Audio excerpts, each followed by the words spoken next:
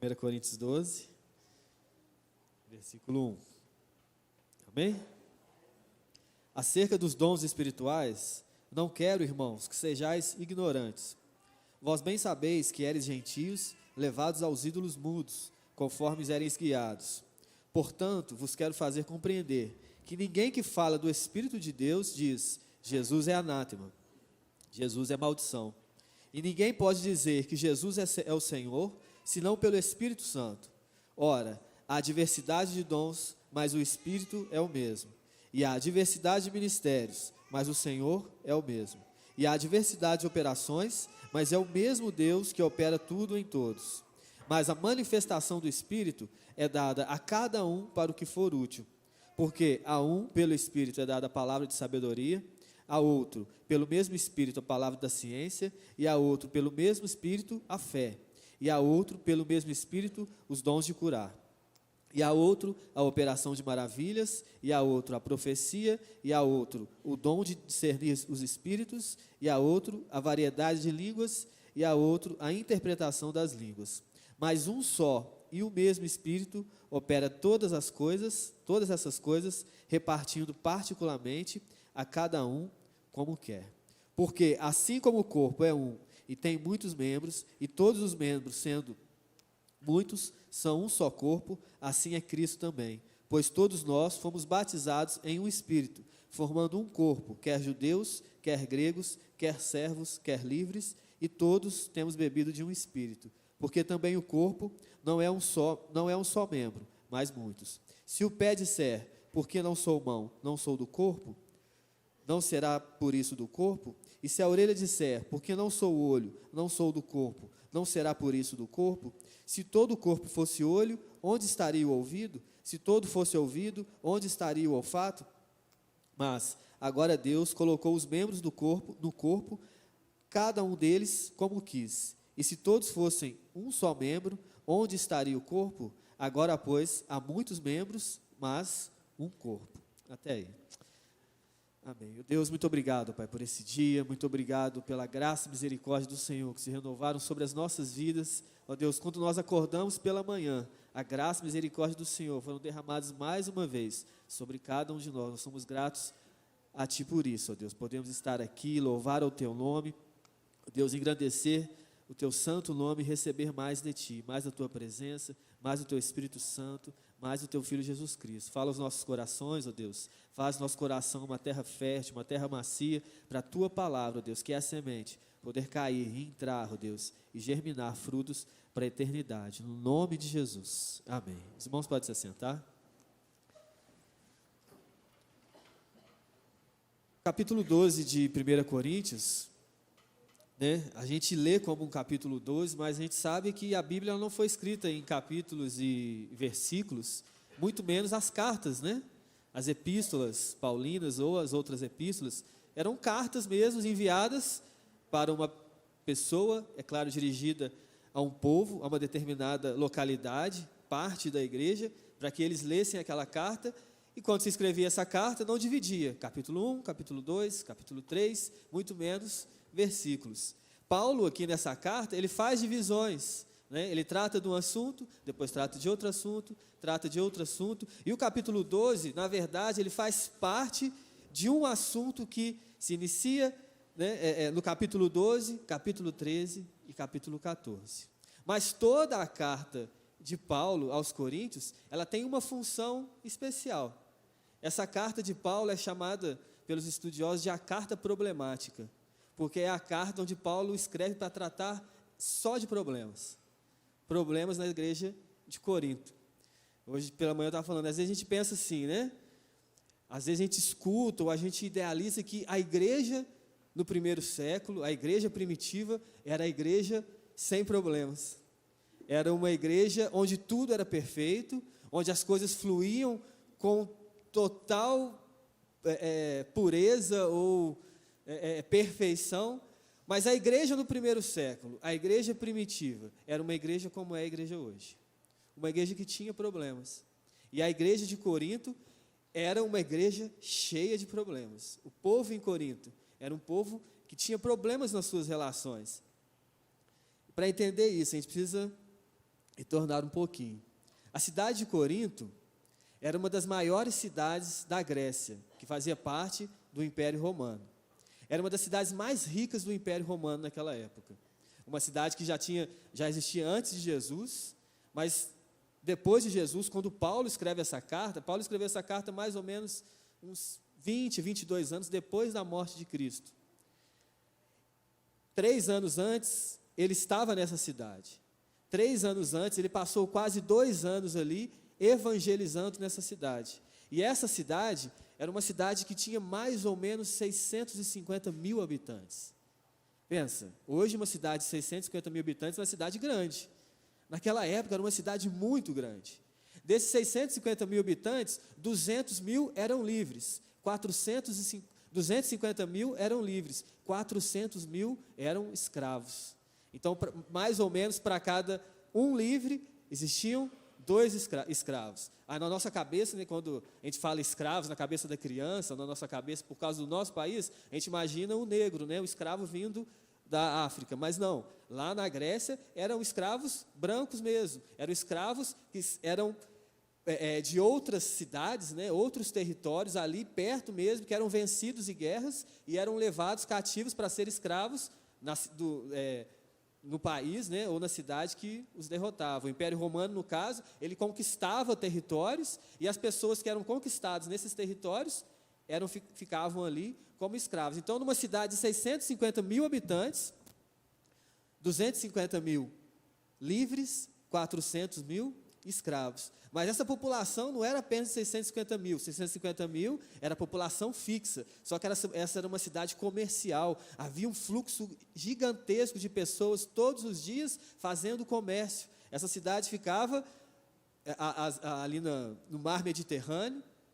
E ela tinha 2 portos muito famosos na época. Além desses 2 portos que davam saída para o mar, ela tinha várias saídas pela terra, fazendo rotas comerciais na Ásia, em outras partes da Europa, nas margens do Mediterrâneo. Então, era uma cidade importantíssima. Era uma cidade, era considerada a segunda cidade mais rica do mundo naquela época. Do mundo. De tanto comércio, tanto dinheiro que girava ali. Era uma cidade muito populosa, era uma cidade muito religiosa. O paganismo era muito forte ali. As religiões gregas, eles adoravam o deus Apolo, a deusa Afrodite. Haviam vários templos ali, e o templo mais famoso era o templo da deusa Afrodite. Afrodite, hoje a gente sabe que era a deusa do amor. Mas não era a deusa do amor. A gente vai pensar o amor bíblico, o amor divino, né?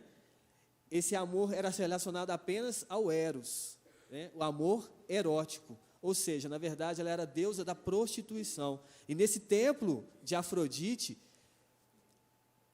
nas épocas de festividades, chegava a ter 1000 prostitutas dentro do templo, servindo às pessoas que iam adorar a deusa Afrodite. Então, nos rituais de adoração à deusa, ficavam 1000 garotas, meninas, dentro desse templo, se prostituindo em adoração à deusa da prostituição. Era uma cidade onde havia um grande problema de ascensão social. As pessoas iam para aquela cidade para conquistar dinheiro, para fazer comércio. Então as pessoas queriam crescer. Então havia muita disputa entre as pessoas, quem tinha mais, quem podia mais, quem tinha mais poder, quem era mais rico. Tinha toda essa questão de ser uma cidade escravocrata, um número de escravos gigantesco, totalmente religiosa no sentido de idólatras, né? Totalmente idólatras, adorando a deuses pagãos, deuses mortos, deuses não verdadeiros, prostituição, uma imoralidade extrema. A cidade de Corinto, mesmo antes de Jesus, já era conhecida como a cidade da prostituição. E os gregos, eles forjaram o termo, né? O corintianizar, que é claro que falando aportuguesado, mas quando eles falavam era uma coisa corintianizada, era uma coisa prostituída. Quando eles falavam, essa é uma menina coríntia, era uma prostituta. Então, a imoralidade naquela cidade era extrema. As pessoas vinham fazer comércio, mas também vinham por causa de, naquela época já existia esse turismo religioso, só que era um turismo religioso de prostituição. E agora está quem ali? O apóstolo Paulo, pregando o evangelho. No meio de tudo isso. E ele prega o evangelho, pessoas se convertem, e ali agora, no meio de tudo isso, tem uma igreja. Então a gente pensa que só hoje as igrejas têm problemas, né? A gente pensa, não, quanto problema tem a nossa igreja? Quanto problema tem as denominações? Não, os problemas sempre existiram. A questão é como as pessoas lidam com os problemas. Porque onde há pessoas, tem problemas. A igreja é feita de quê? Pessoas. Então vai ter problemas. Por quê? Nós trazemos as nossas cargas pessoais. Nós viemos para a igreja, cada um vem com a sua cultura. Cada um vem com a sua história familiar. Cada um vem com a sua história de criação. Cada um vem com um pensamento. E entramos aqui, agora nós temos que ser um corpo. E esse corpo entra em conflito. Porque várias culturas, vários pensamentos, várias histórias. E agora nós temos que ser transformados para fazer uma nova história, para fazer parte de uma nova família e ser um corpo.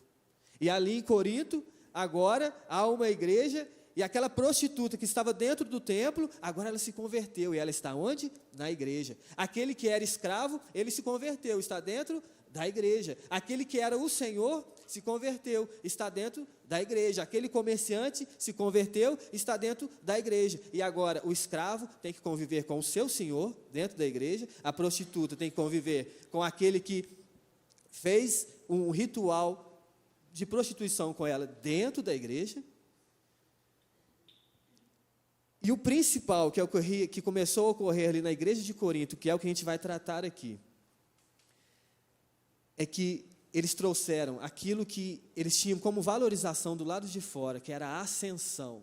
Quem era mais importante? Eles trouxeram para dentro da igreja. E é isso que trata a carta de Coríntios. Paulo, ele vai repreender, orientar aquele povo para que eles entendam que agora não há maior nem menor. Então, o capítulo 12 aqui está falando de dons espirituais, mas Paulo, ele não tinha intenção de ensinar sobre os dons espirituais. Ele mesmo fala, né, acerca dos dons, não quero que sejais ignorantes. Mas ele não estava falando que eles eram ignorantes no sentido que eles não conheciam os dons espirituais, porque eles já conheciam. Inclusive lá no capítulo 1, no início do texto, ele vai falar, eu dou graças a Deus porque não há falta de nenhum dom espiritual a vocês. Ou seja, eles já operavam os dons espirituais, mas eles eram ignorantes quanto ao uso. Por quê? Agora, os dons espirituais se tornou uma questão de disputa. Na igreja de Corinto, eles começaram a disputar quem é melhor, quem é maior. E como regra dessa disputa é quem é maior, o mais espiritual é o maior, o menos espiritual é o menor. E eles começaram a fazer vários questionamentos para saber quem era o mais espiritual. A gente vai ver no início dessa carta, Paulo fala assim, olha, alguns estão dizendo, eu sou de Paulo. Outros estão dizendo, eu sou de Apolo. Outros estão dizendo, eu sou de Pedro. Outros estão dizendo, eu sou de Cristo. Ou seja, não, eu sou mais espiritual porque eu fui evangelizado pelo próprio Paulo. Eu sou mais espiritual, eu sou melhor, o meu grupo é melhor porque nós fomos evangelizados por Apolo, que foi aquele que substituiu Paulo na igreja de Corinto. Não, mas eu fui evangelizado pelo próprio Pedro. Não, ninguém me evangelizou, eu vim direto de Jesus Cristo. Ou seja, eu sou mais espiritual do que todos vocês. Eles começaram com essas disputas. E a igreja em Corinto estava totalmente dividida. Havia um grupinho aqui, um grupinho ali, um grupinho aqui. Eu sou desse, eu sou daquele. E Paulo fala, quem sou eu? Quem é Paulo? Todos nós somos servos de Cristo. Paulo plantou, Apolo regou, outro colheu, mas quem deu o crescimento foi o Senhor. Eles vêm em todas essas disputas. Quem é o maior? Quem é o melhor? E chega no capítulo 12, né? Como eu disse, a carta é chamada de a carta problemática. Ele vai tratar de vários problemas que estavam acontecendo na igreja. Ele vai tratar da ordem no culto, ele vai tratar da ordem na ceia, Eles não tinham decência na própria ceia, porque a ceia naquela época era feita com comida mesmo. Eles se reuniam, traziam as comidas, colocavam ali e celebravam a ceia. Só que na hora de dar ceia, um passava na frente do outro, eles ficavam em casa sem comer, só para ir para a ceia, para encher a barriga, e era uma bagunça. Imagina, gente, lá na igreja primitiva, início da igreja, e eles estavam sem ordem, sem decência. E chega no capítulo 12, Paulo vai falar exatamente daquilo que estava criando mais confusão entre eles, a respeito dos dons espirituais. E até hoje nós criamos confusão a respeito disso. Né? Então, o que Paulo diz para eles aqui no versículo 1, acerca dos dons espirituais, não quero que sejais ignorantes, isso é para a gente até hoje. Nós, como igreja, nós não devemos ser ignorantes a respeito daquilo que o Espírito Santo faz na sua igreja. Porque quando nós falamos de dons espirituais, são os dons do Espírito Santo. Não existe dom isolado quando se trata de igreja. São os dons do Espírito Santo. Nós não podemos ser ignorantes. Versículo 2: vós bem sabeis que éreis gentios, levados aos ídolos mudos, conforme éreis guiados. Portanto, vos quero fazer compreender que ninguém que fala pelo Espírito de Deus, diz Jesus é anátema, e ninguém pode dizer que Jesus é o Senhor, senão pelo Espírito Santo de Deus. Então Paulo está dizendo, ok, tudo bem, cada um veio de um lugar. Você era escravo, quer dizer, você continua sendo escravo, e agora está na igreja. Você é o senhor desse escravo, você está na igreja. Você era a prostituta, serva da deusa Afrodite. Você era um adorador da deusa Afrodite. Você é o comerciante, você é aquilo. Mas agora, vocês não estão mais nesse trato passado. Antes vocês eram guiados por isso. Mas agora, vocês estão no Espírito Santo de Deus. Aí eles talvez tenham indagado a Paulo, mas como saber que nós realmente estamos no Espírito Santo de Deus? E Paulo diz, ninguém pode dizer que Jesus Cristo é o Senhor, senão pelo Espírito Santo de Deus. Aí alguém pode falar que, não, mas qualquer um pode chegar na rua ali e falar que Jesus Cristo é o Senhor. Hoje, realmente, nós podemos falar isso com facilidade, mas naquela época não. Esse termo, essa frase, quando Paulo está falando aqui, Jesus Cristo é o Senhor, isso era uma frase típica do cristão, daqueles que tinham se convertido a Jesus, tendo recebido Jesus como Senhor e Salvador das suas vidas. E quando alguém fazia essa confissão pública, Jesus Cristo é o Senhor, aquilo era uma confissão de um crime.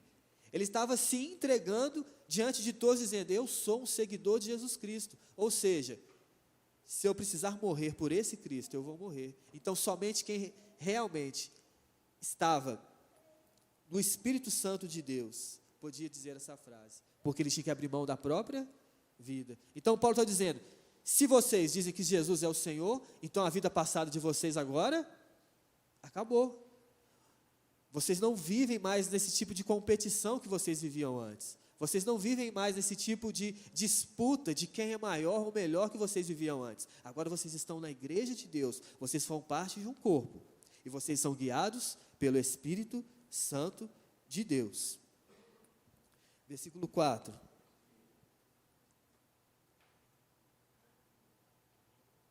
Ora, há diversidade de dons, mas o Espírito é o mesmo. Há diversidade de ministérios, mas o Senhor é o mesmo. E há diversidade de operações, mas é o mesmo Deus que opera tudo em todos. Mas a manifestação do Espírito é dada a cada um para que for útil, porque há um pelo Espírito, até o versículo 7. Mas a manifestação do Espírito é dada a cada um para o que for útil. Fazendo a pergunta, quem aqui recebeu a Jesus como seu Senhor e Salvador? Foi recebido por Jesus. Amém? Glória a Deus. Se você não recebeu, não levantou a mão, não fique constrangido. Você tem a oportunidade de fazer isso hoje, de receber a Jesus como Senhor e Salvador da sua vida.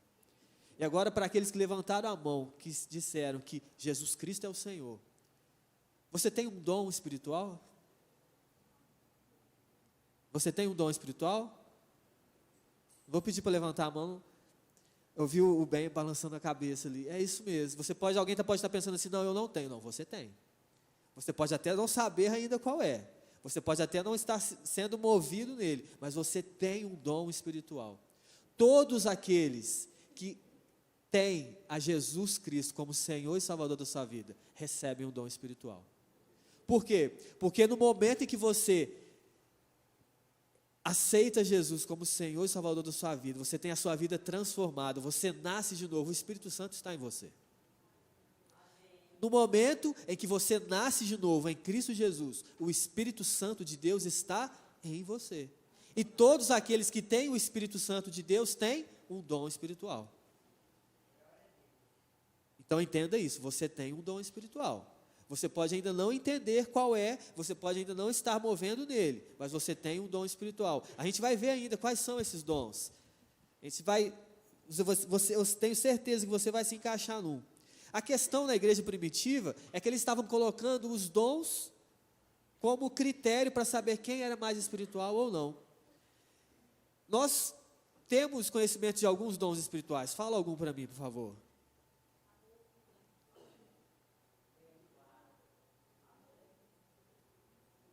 É importante a gente fazer essa diferenciação. Né? Alguns disseram amor. A gente vai ver que o amor é o maior de todos os dons. Mas a gente confunde agora fugiu a palavra. Os frutos do Espírito com os dons espirituais. Os frutos do Espírito é aquilo que sai da nossa vida e é algo que faz parte de quem é cristão. Os dons espirituais não é para você. Os dons espirituais é questão de serviço. É aquilo que Deus vai te usar para abençoar o outro. Os frutos do Espírito é claro que vai abençoar o outro, mas é para você e para o outro. Os dons espirituais está relacionado a serviço. Os dons espirituais têm a ver com o que é feito para a edificação do corpo. Ou seja, o meu dom não é para mim. Se eu tenho um dom, não é para mim. O dom é para quem? Para você. Para o corpo, para a igreja. E o seu dom não é para você, aí é para mim. Então, a gente tem que fazer essa diferenciação. Gálatas 5, os frutos do Espírito. E a gente vai ter aqui, em 1 Coríntios 12, Efésios 4, Romanos, se não me engano, eu deixei anotado aqui, mas não sei onde está agora. Romanos, acho que é 12 também, vai falar alguns dons espirituais. Então, dom espiritual está relacionado a serviço. Então, a gente vai ter os dons ministeriais, estão dentro dos dons espirituais. Apóstolo, profeta, evangelista, pastores, mestres.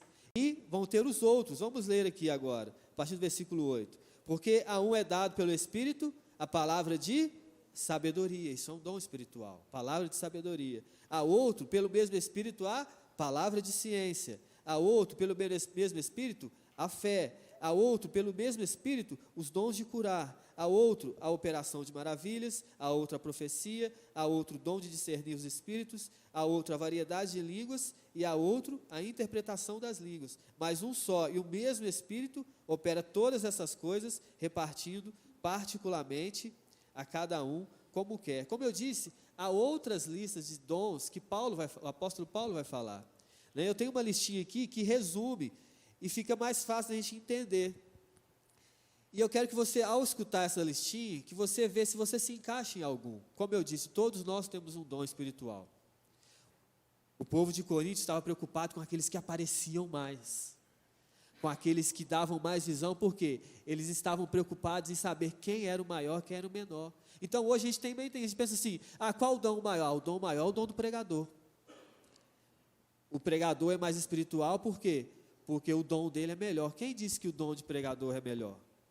E quem disse que quem prega é mais espiritual do que quem não prega? Não é uma questão de espiritualidade, é uma questão de diferença de dom. A espiritualidade está relacionada a outras coisas. O evangelista é maior do que aquele que tem o dom de fé, porque o dom de fé, quem que está vendo que ele tem o dom de fé? Não é isso, é uma questão das diferenças dos dons dentro do corpo. Então, nós temos dons relacionados à administração, capacidade de guiar, dirigir, liderar e cuidar da igreja. Dom de apostolado, a capacidade de servir como missionário. Sabia que apóstolo, a palavra apóstolo significa missionário? Muitas vezes as pessoas dizem, eu sou, o apóstolo. Apóstolo é missionário. Apóstolo é aquele que vai no local e funda uma igreja. É claro que quem funda a igreja é Jesus. A gente viu aqui o apóstolo Paulo. Por quê? ele foi num lugar onde não havia nenhuma igreja. Ele foi num local onde era... Então ele tem um dom especial de chegar num local onde está tudo destruído, e ele vai ali, prega o evangelho, ele estabelece uma igreja, e as pessoas se convertem, e ele treina pessoas, deixa pessoas treinadas ali, depois ele vai embora, e vai para outro local, fundar uma nova igreja, e é claro que continua comunicando com aqueles líderes que ele deixou, na época através de cartas, para saber como a igreja está. Então o apóstolo, se olhar modernamente, é um missionário, aquele que sai e vai fundar uma igreja em algum local. Capacidade de servir como missionário ou outro representante especial de Deus. Dom de discernimento, capacidade de distinguir verdadeiras ou falsas fontes de revelação, falsas palavras. Então ele distingue, esse espírito é de Deus, esse espírito não é de Deus, esse espírito é assim, isso não é assim. Dom de evangelização, capacidade excepcional de conquistar outros para o Senhor. Aí a gente tem que entender uma coisa. Todos nós podemos fazer todas as coisas, mas existem aqueles que têm o dom específico para isso. Vocês estão me entendendo?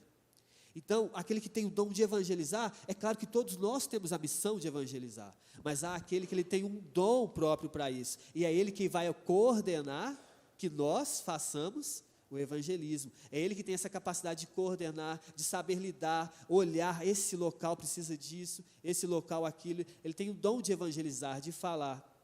É um dom específico, e assim como todos os outros dons, a gente vai ver que todos nós podemos fazer, mas existem aquelas pessoas que recebeu de Deus o dom especial, o dom de exortação, capacidade de encorajar, consolar, admoestar os outros de maneira construtiva.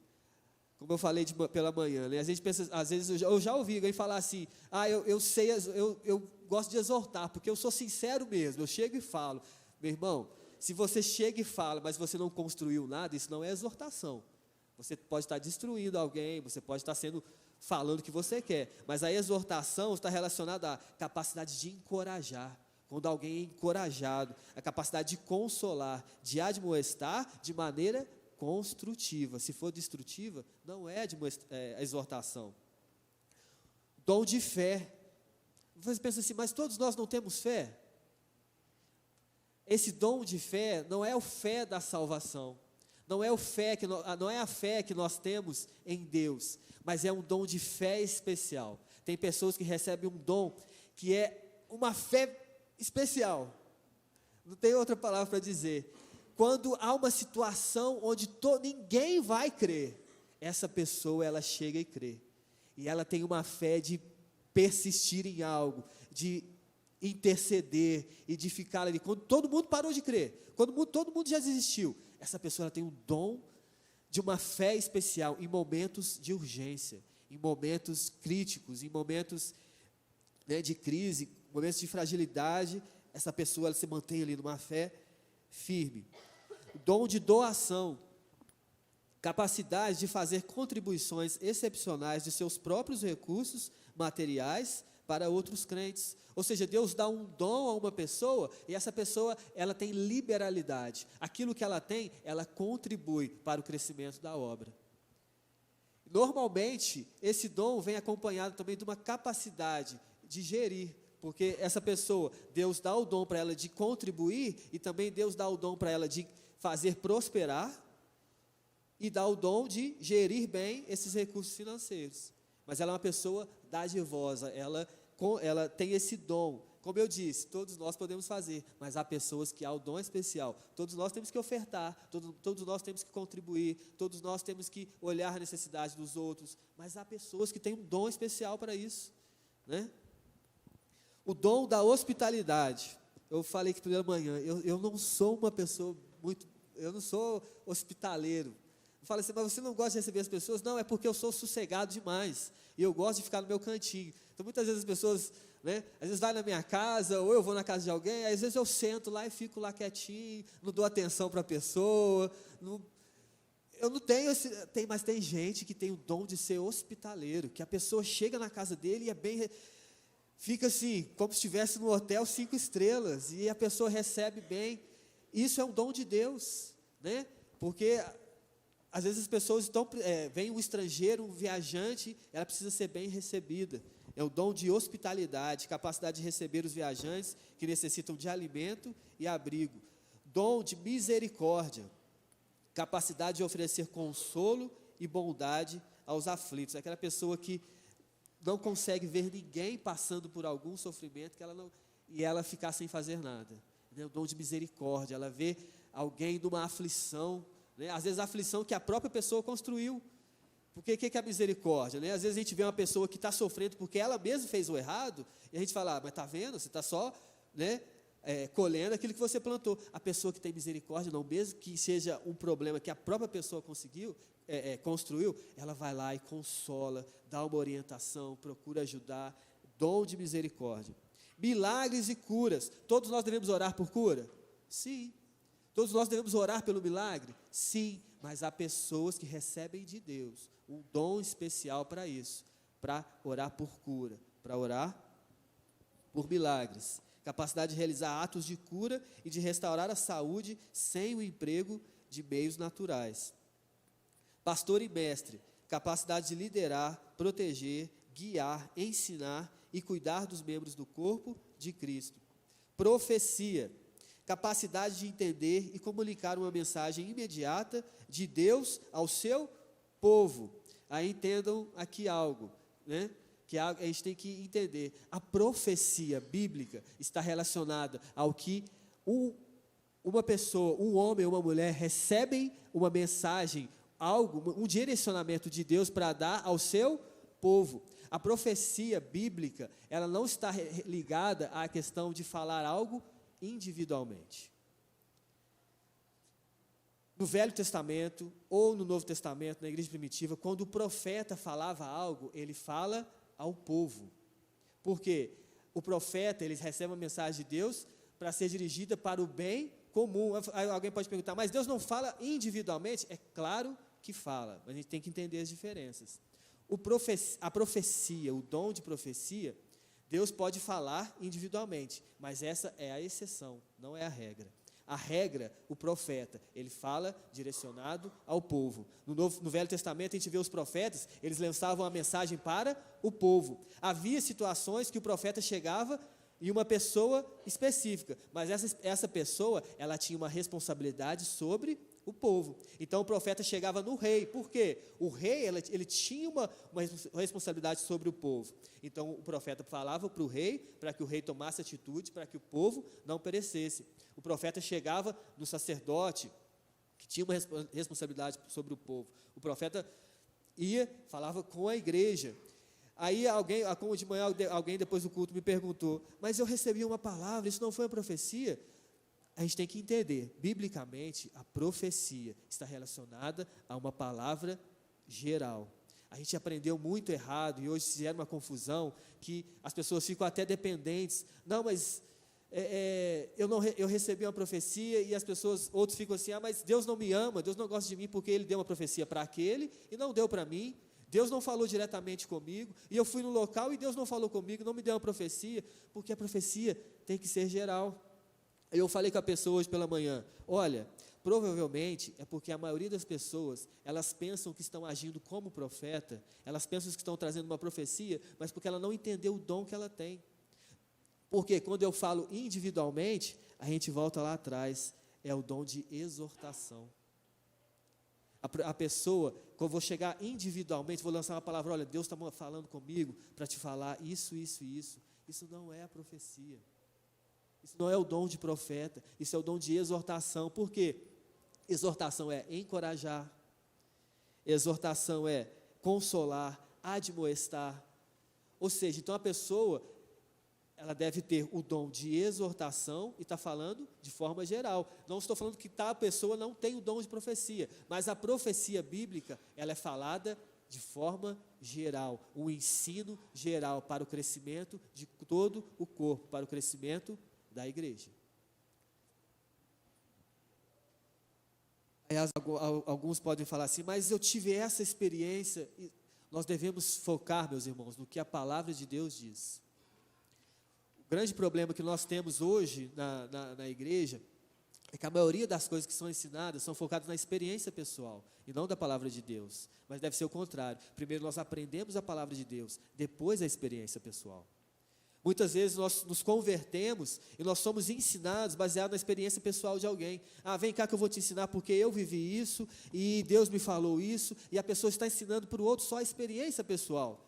Só que a base, primeiramente, tem que ser a palavra de Deus, o que a Bíblia diz. A experiência pessoal vem depois. E experiência pessoal diz o que? Que é pessoal. Muitas vezes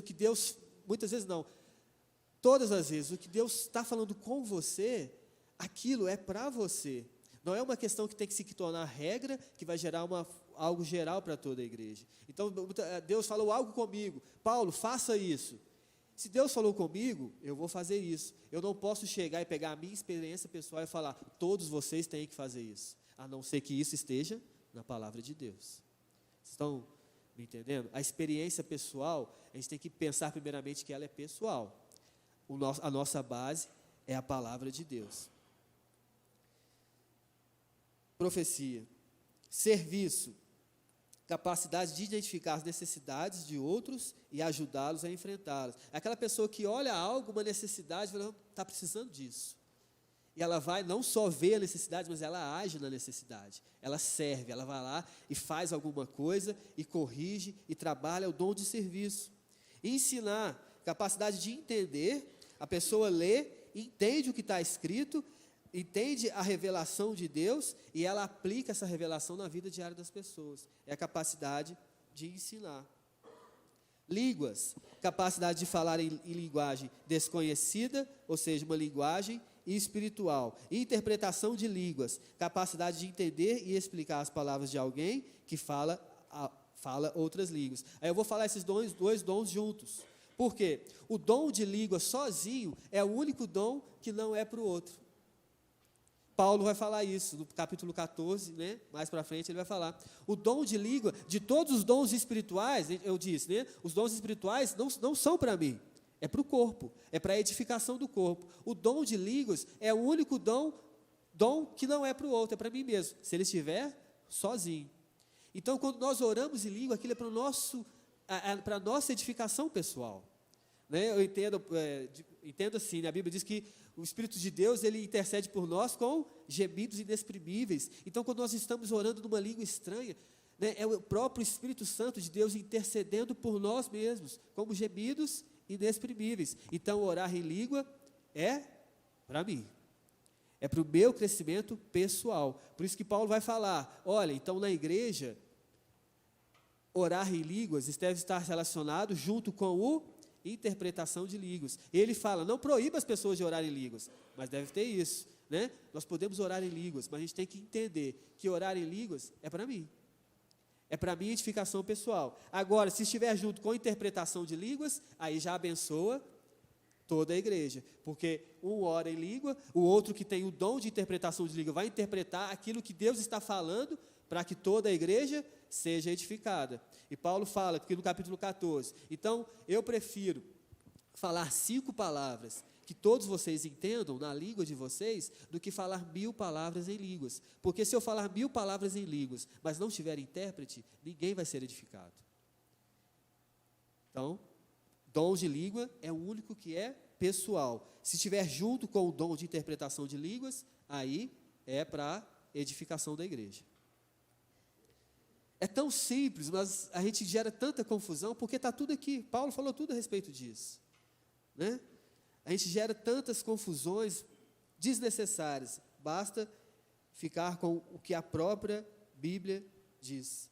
Né? Eu comentei com a minha esposa ontem, estava lendo o texto, o pastor Diego mandou mensagem, tem como você pregar sobre isso? Eu falei, tem. Eu virei para ela, mas é tão difícil falar sobre isso. Aí ontem eu peguei o texto, estava lendo de novo, e Deus falou comigo, fale o que a palavra diz. Já está aqui, porque eu iluminei a vida, o Espírito Santo de Deus falou com o apóstolo Paulo, para que ele abençoasse aquela igreja, e continuasse até hoje. Então fale o que a Bíblia diz. E o que a Bíblia diz é muito simples. Nós é que complicamos a palavra de Deus. Não é verdade?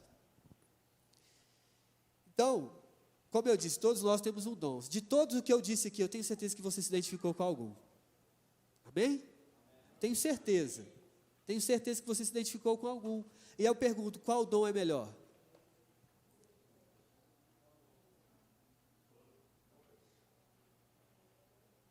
Hein?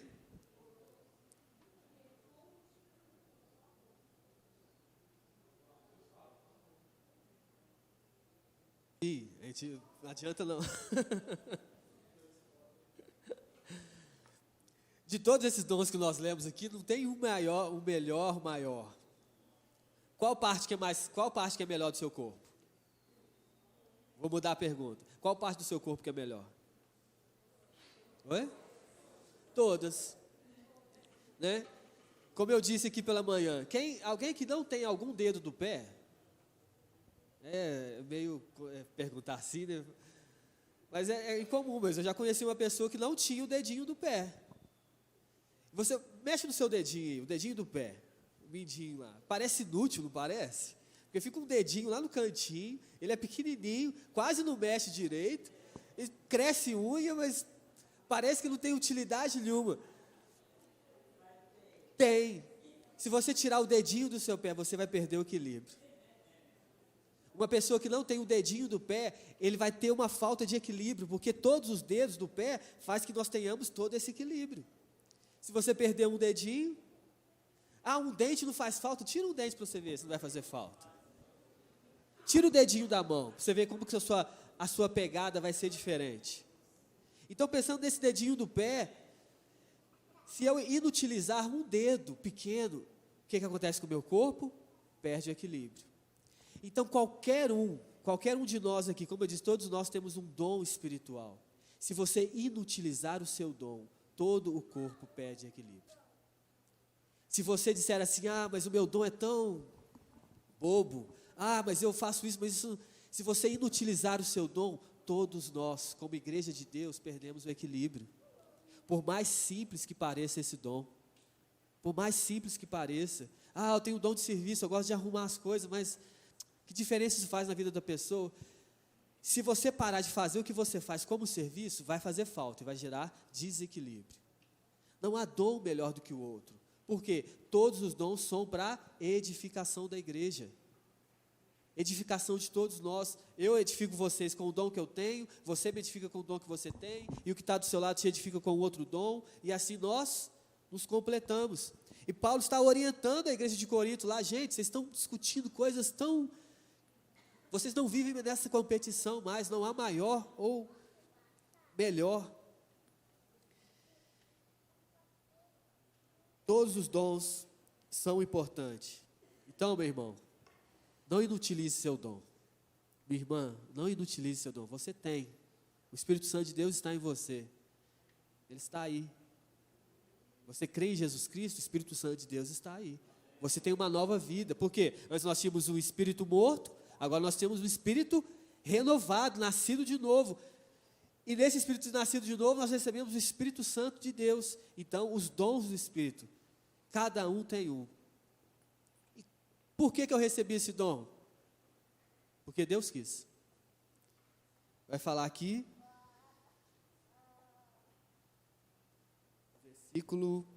versículo 11. Mas um só e o mesmo Espírito opera todas essas coisas, repartindo particularmente a cada um como quer. O dom que cada um recebe não tem relacionado se, eu sou mais espiritual, então eu recebi esse dom. Você é menos espiritual, então você recebeu esse dom. Não. Deus olhou na sua imensa sabedoria, na sua eterna graça e disse, eu vou dar esse dom para essa pessoa, eu vou dar esse dom para essa pessoa, e todos se completando. O que nós fizemos para merecer esses dons? Nada, porque esse dom espiritual, a origem da palavra, está relacionada à mesma palavra da graça, a graça de Deus. Ou seja, da mesma forma que nós não fizemos nada para merecer a graça de Deus, não havia nada de belo em nós, não havia nada de bonito em nós, mas pela graça nós recebemos a salvação em Cristo Jesus, assim também os dons espirituais. Não havia nada de maravilhoso em nós, nos dons que Deus escolheu nos dar. E é exatamente nisso que nós não podemos nos ensoberbecer, né? Assim como aquele povo naquela época estava fazendo, se ensoberbecendo, mas eu falo mais línguas que vocês. Paulo repreendeu eles, né? Como assim? Que vantagem há disso? Se vocês não estão edificando o outro, se ensoberbecendo, mas eu faço isso, eu faço aquilo, mas não é seu, o dom não é seu, você não pode se ensoberbecer, não é seu porque foi te dado, e não é seu porque é para o próximo, é para a igreja, não se ensoberbeça.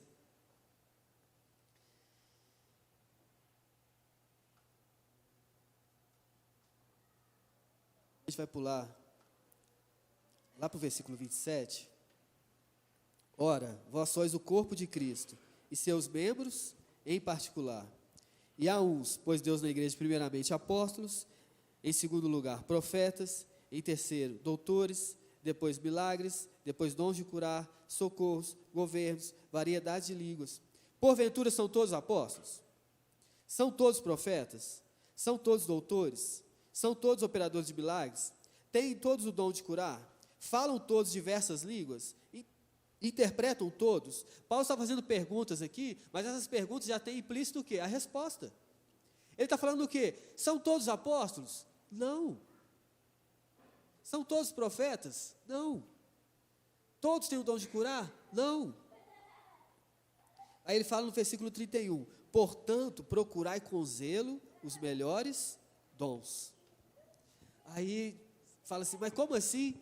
Paulo acabou de falar que não há dom maior do que o outro, não há dom melhor do que o outro, todos são membros do mesmo corpo, e cada parte do corpo é importante na função que tem. Ele fala que não são todos apóstolos, não são todos mestres, mas agora ele está falando, procurai com zelo os melhores dons. Como assim?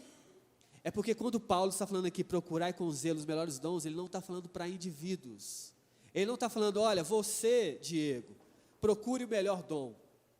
Ele não está falando assim, Marilda, procure o melhor dom. Não, ele está falando, igreja, como igreja, procure com zelo os melhores dons para quê? Para a edificação da igreja. Porque se nós aqui estamos precisando de cura, nós temos que procurar com zelo o dom de cura. O melhor dom para o momento é qual? Cura. Então, como igreja, nós temos que procurar com zelo, com responsabilidade, os melhores dons. Eu tive um entendimento errado disso aqui por muito tempo. Eu pensava assim, que nós deveríamos buscar o melhor dom. Então eu pensava assim, o melhor dom é qual? O melhor dom é ser isso. Então eu tenho que procurar com zelo, o melhor dom é de profeta. Então eu tenho que procurar ser um profeta. Não, porque o dom não sou eu que escolho. O dom quem dá é Deus. Aqui ele está falando de uma forma geral, como igreja. Como igreja. Então se nós temos necessidade de serviço, nós temos que procurar com zelo esses dons. Como nós vamos procurar com zelo? Fazendo com que as pessoas, ensinando para que cada um descubra o seu dom e apareça aquele dom que está faltando. Se nós estamos com falta de pessoas que têm o dom de cura, nós temos que orar, nós temos que ensinar para que essas pessoas que têm o dom de cura, o Espírito Santo de Deus fale no coração delas e elas passem a mover nesse dom. Por quê? Porque se essa pessoa passar a mover no dom de cura, todo o corpo é abençoado. E quem vai ser? Não sei, é alguém de vocês aqui. É algum de nós. Precisa que nós temos que buscar com zelo os melhores dons. Nós precisamos de alguém com dom de discernimento de espíritos.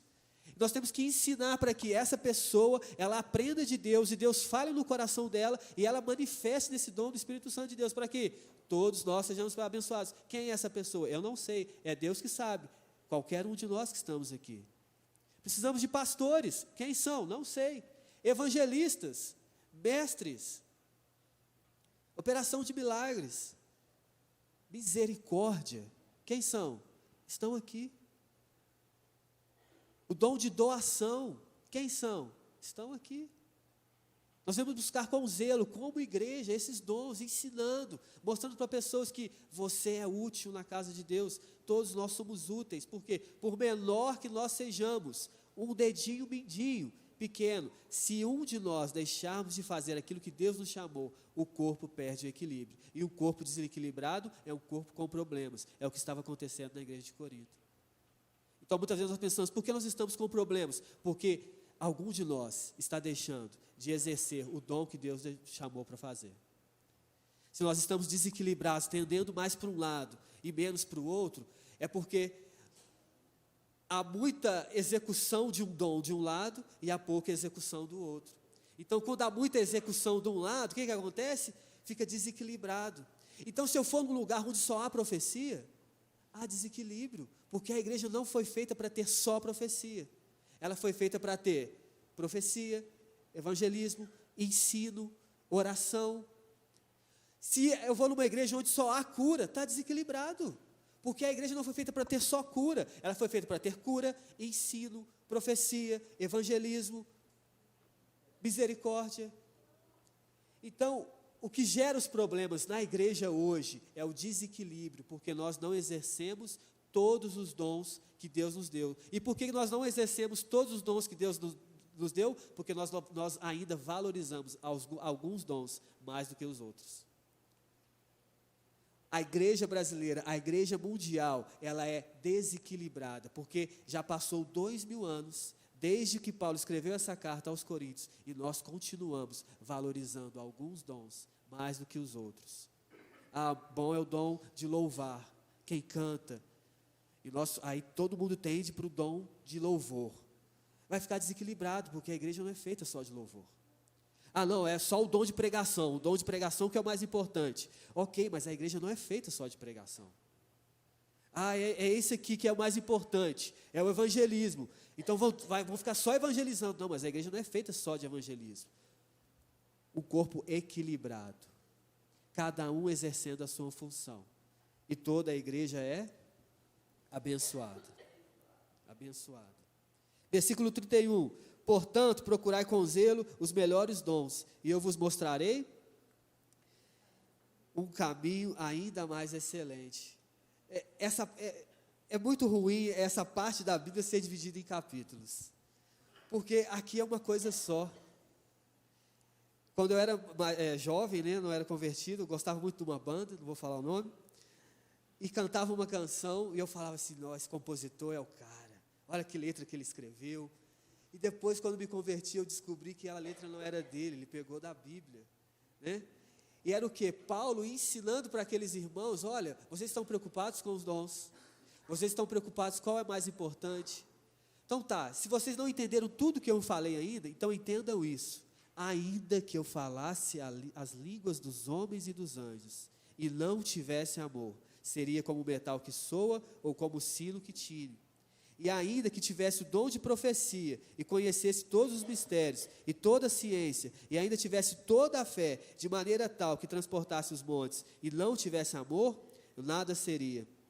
E ainda que distribuísse toda a minha fortuna para sustento dos pobres, e ainda que entregasse o meu corpo para ser queimado, e não tivesse amor, nada disso me aproveitaria. O amor é sofredor, o amor é benigno. O amor não é invejoso, o amor não trata com leviandade, não se soberbece, não se porta com indecência, não busca os seus interesses, não se irrita, não suspeita o mal, não folga com a injustiça, mas folga com a verdade. Tudo sofre, tudo crê, tudo espera, tudo suporta. O amor nunca falha, mas havendo profecia, serão aniquiladas, havendo línguas, cessarão, havendo ciência, desaparecerá. Então, você pode dizer assim, pastor, tudo bem, foi legal o que você falou, mas eu não entendi um monte de coisa. E eu ainda não entendo um monte de coisa, porque tem lugar que fala isso, tem denominação que fala que tem que fazer assim, a outra denominação fala que é desse jeito, a outra fala que é do outro, e alguém me falou, eu conheci uma pessoa que ele falou que teve essa experiência que tem que ser assim, mas eu tenho que orar desse jeito, mas o dom espiritual é isso, não é aquilo. Ainda que você não tenha entendido nada, coloque o amor na frente, e você não erra. A gente tem dúvida em muita coisa, a gente tem questionamentos em muitas coisas, mas é exatamente por isso que Deus falou, olha, coloca na frente o amor, e você não erra. Você está com dúvida se tem que orar em língua ou não tem? Coloca o amor na frente, e você não erra. Está em dúvida se deve profetizar ou não? Coloca o amor na frente, e não erra. Porque o amor, ele vai ser esse selo de todos os dons, né? Esse cimento, essa liga, ligando todos os dons para selar a edificação da igreja, selar a edificação de cada um de nós, porque o amor é sofredor, ou seja, se tiver que sofrer para que o outro seja edificado, sofra em amor.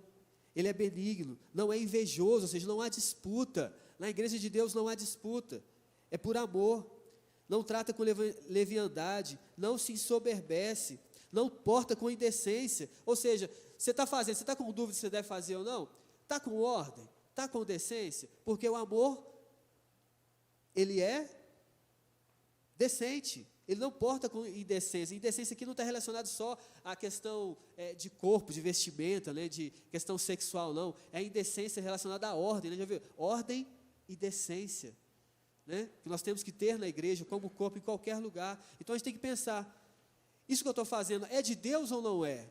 Pensa no amor, porque o amor, ele anda com decência, com ordem.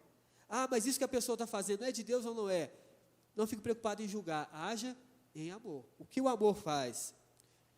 Ele tudo sofre, ele tudo crê, ele tudo espera, tudo suporta. O amor nunca falha. Está com dúvida no seu dom? O Senhor falou que todo mundo tem um dom, que você lê os tipos de dons, mas mesmo assim eu estou com dúvida. Então, enquanto estiver com dúvida, haja no dom do amor.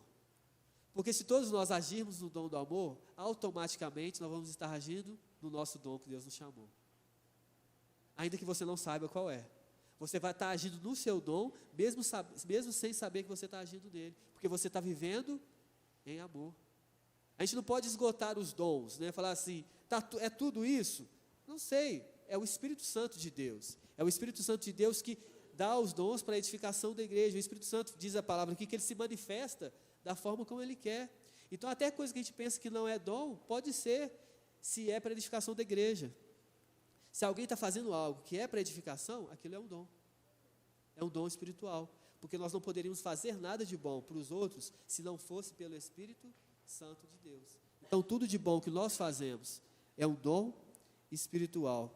Versículo 13, do capítulo 13. Agora, pois, permanecem a fé, a esperança e o amor. Estes três, mas o maior desses é o amor. Qual é o maior dom? O amor. E o amor, aí, esse é o que todos nós recebemos. Como eu disse, né? Alguns recebem o dom de profecia, outro esse dom, outro aquele. O dom do amor, não há desculpa.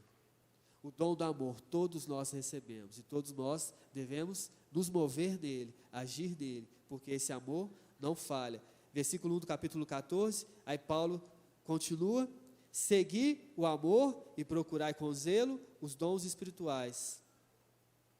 Ele tinha finalizado antes falando, né? Procurai com zelo os melhores dons. E agora ele continua. Segui o amor e procurai com zelo os dons espirituais. Essa orientação de Paulo vai continuar aqui no capítulo 14, ele vai entrar mais específico a respeito do dom de línguas, porque a respeito dos dons de línguas, assim como cria confusão hoje, criava confusão naquela época, né? A questão de não saber como lidar com aquilo, ele vem falar tudo aquilo que eu disse, né? Se for falar, que haja intérprete, se não há intérprete, ore para você, porque aquilo é para edificação pessoal. E ele fala, eu considero ainda o dom de profecia maior do que o de línguas. Não é que ele está se contradizendo, falando, mas ele tinha falado antes que não há dom maior, mas é porque naquela época, os coríntios já estavam colocando como as pessoas mais espirituais, aqueles que oravam em línguas, mais do que os outros. Veja bem, naquela época já tinha isso. E até hoje, infelizmente, um ensinamento errado, uma doutrina errada, falando que se você não ora em língua, você não é cheio do Espírito Santo de Deus. Isso é um ensino errado, meu irmão. Isso não é bíblico. Como eu disse, nós não podemos nos basear por experiências pessoais. Nós temos que basear pela palavra de Deus. Paulo disse aqui, são todos apóstolos? Não. São todos profetas? Não. São todos evangelistas? Não. Ele ainda diz, todos falam em diversidade de línguas? Não. Então, nós não podemos falar, essa pessoa ora em língua e essa pessoa não ora em língua, então esse é cheio do Espírito Santo e esse não é cheio do Espírito Santo. Ser cheio ou não do Espírito Santo está mais ligado aos frutos do Espírito do que aos dons do Espírito. Aí a gente vai lá nos frutos do Espírito. Bondade, benignidade, mansidão, domínio próprio, amor. Ou seja, uma pessoa cheia do Espírito Santo é alguém que tem o fruto do Espírito de Deus. Os frutos do Espírito. As coisas que a gente não entende, a gente tem que tomar cuidado para não criar padrões em cima daquilo que não entende. Eu não sei. Eu só sei o que a Bíblia diz. E Paulo disse, todos farão? Ele disse, não. Então a gente não pode criar confusão. E naquela época, eles já tinham colocado, eles estavam se valorizando, tipo assim, não, nós oramos mais em língua. E Paulo vai repreender eles falando assim, ok, se vocês estão falando que eu oro mais em línguas, eu oro mais em línguas muito mais que vocês. Mas eu prefiro falar 5 palavras no meu idioma para que vocês sejam edificados, do que 1000 para que vocês não sejam edificados. A não ser que haja um intérprete. Amém? Como eu disse antes, a palavra de Deus é muito clara e muito simples. Nós que a complicamos. E toda essa complicação, todo esse ensino errado, vem pela falta de equilíbrio, a falta dos dons. Então a gente acaba tendendo mais para um lado do que para o outro. Então vai ter uma denominação que vai tender mais para um dom, outra denominação vai tender mais para outro dom, outra vai tender mais para outro dom, e vai anular os outros, mas uma igreja forte é aquela igreja que todos os dons estão operando, sem valorizar um mais do que o outro. Amém? E se você não entendeu nada, e eu tenho certeza que muitas coisas a gente não entende, eu não entendo muita coisa, nós finalizamos assim como Paulo, fique no amor, o amor não falha. Amém? O amor não falha. Naquilo que você não entende, meu irmão, ame, ame, ame, não critique, não julgue, ame, o amor não falha, o amor nunca falha. Amém? Vamos ficar de pé, vamos louvar, agradecer ao Senhor.